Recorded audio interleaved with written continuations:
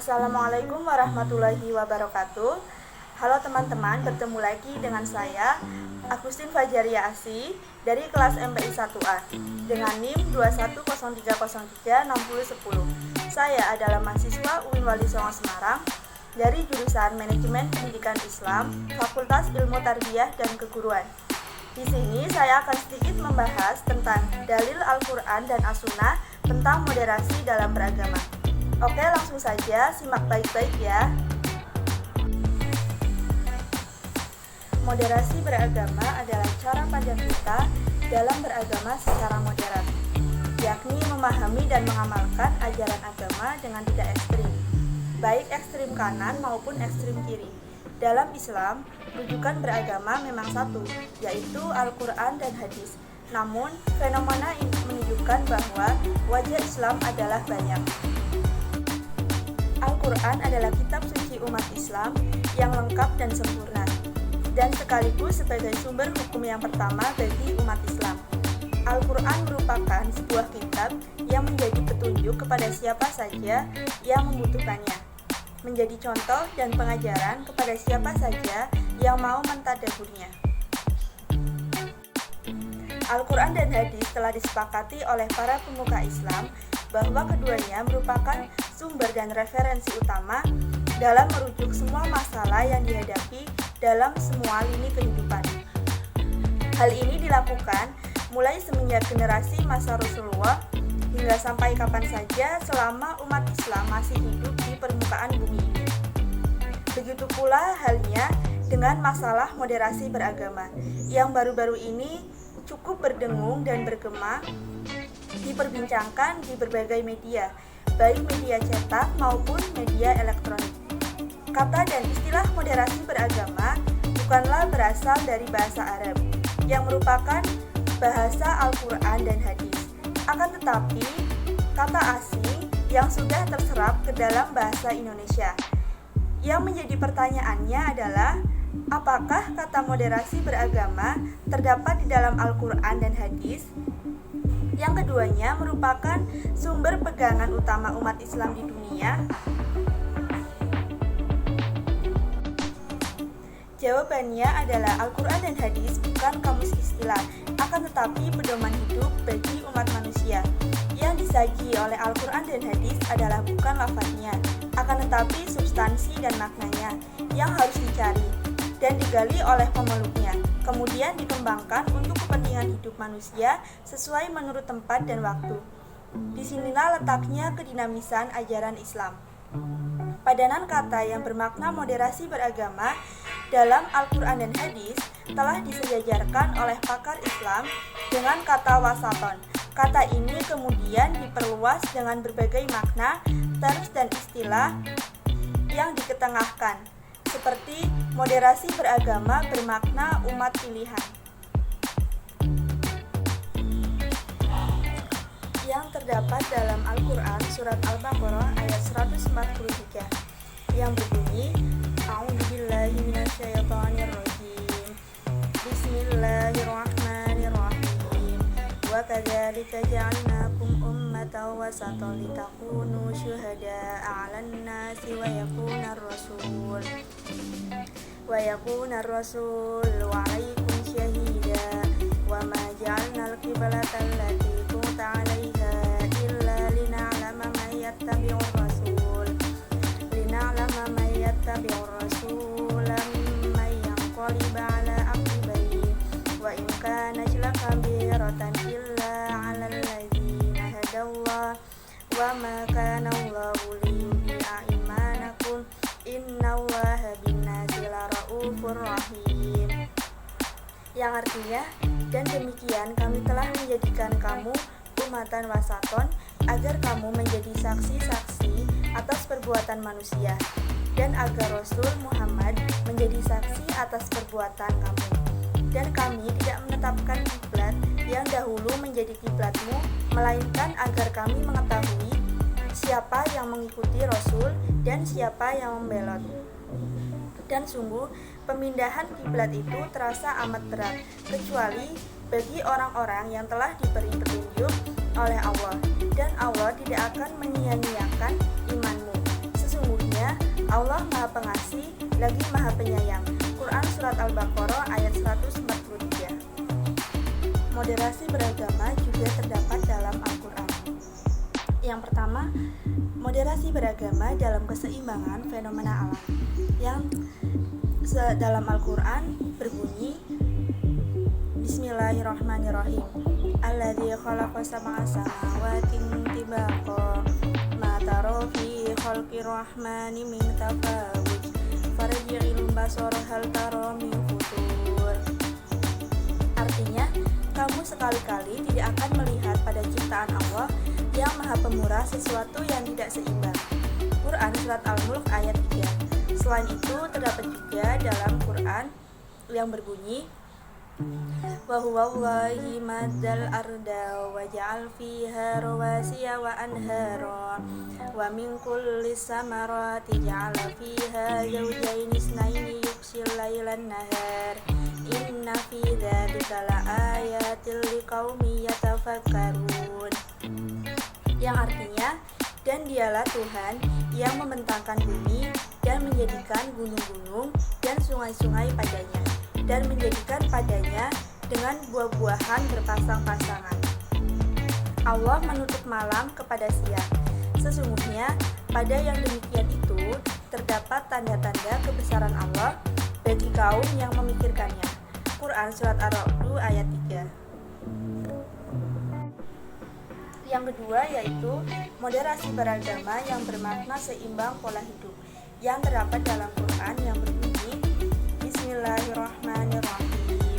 Wabtaghi fima ataqallahu ad-darul akhirata wa la tansa nasibaka minad dunya wa ahsin kama ahsanallahu ilaika wa la tabghil fasada fil ardi innallaha la yuhibbul mufsidin.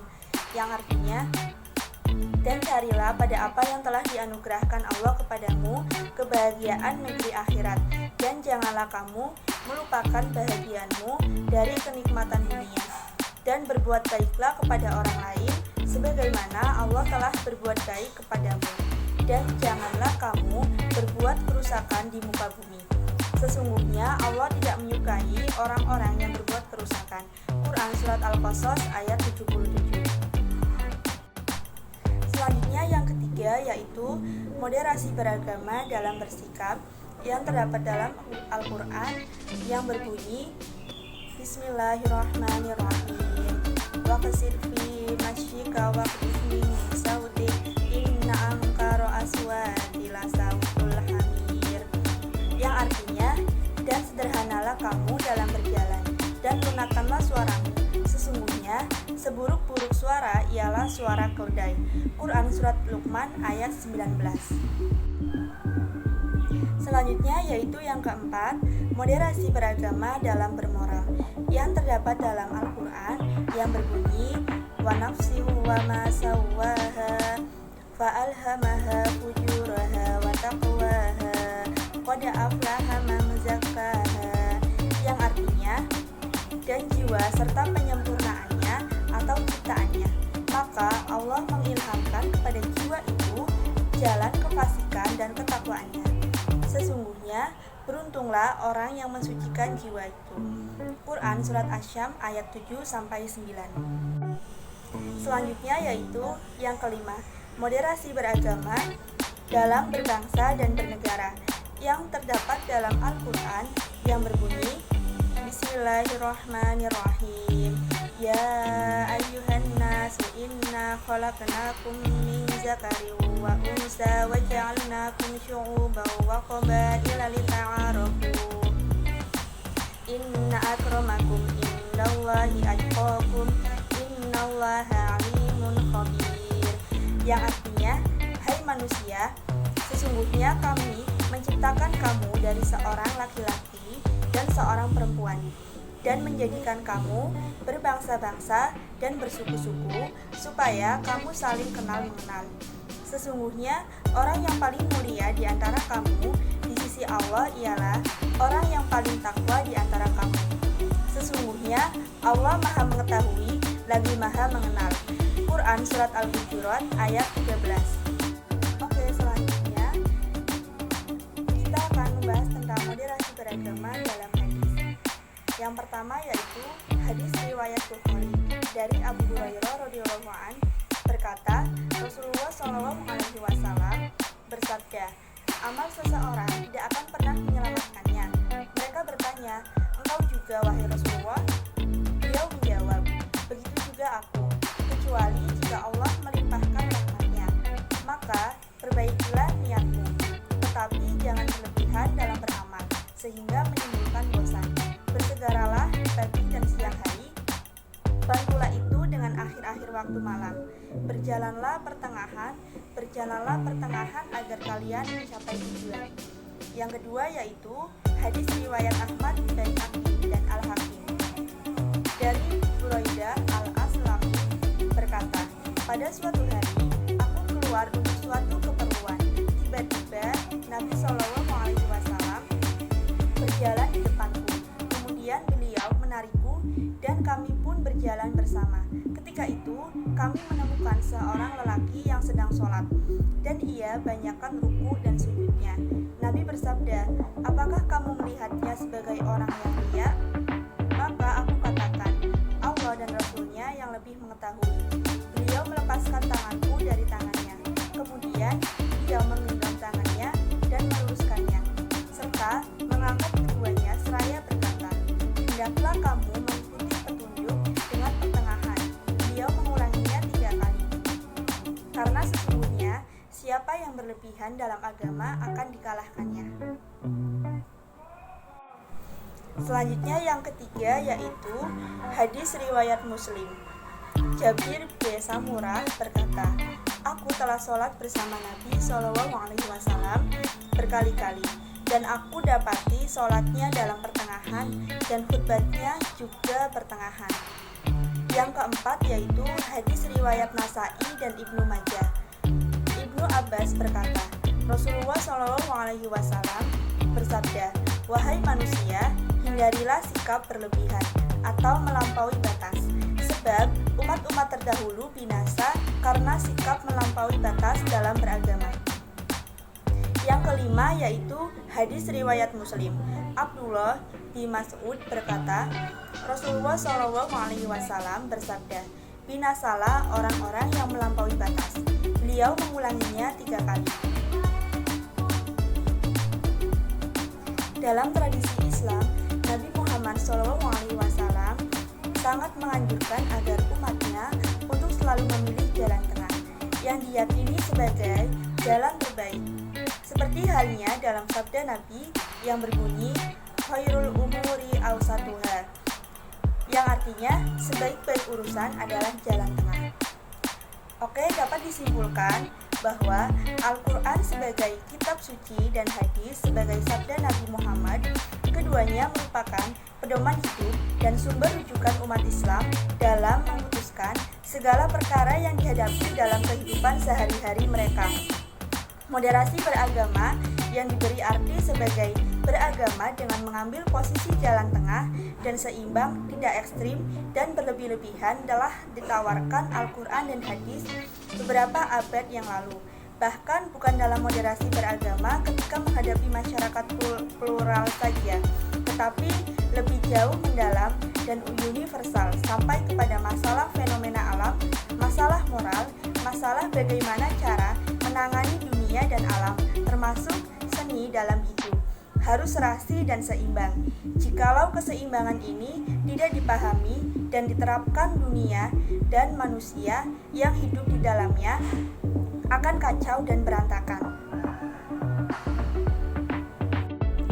Oke, cukup sekian yang dapat saya sampaikan.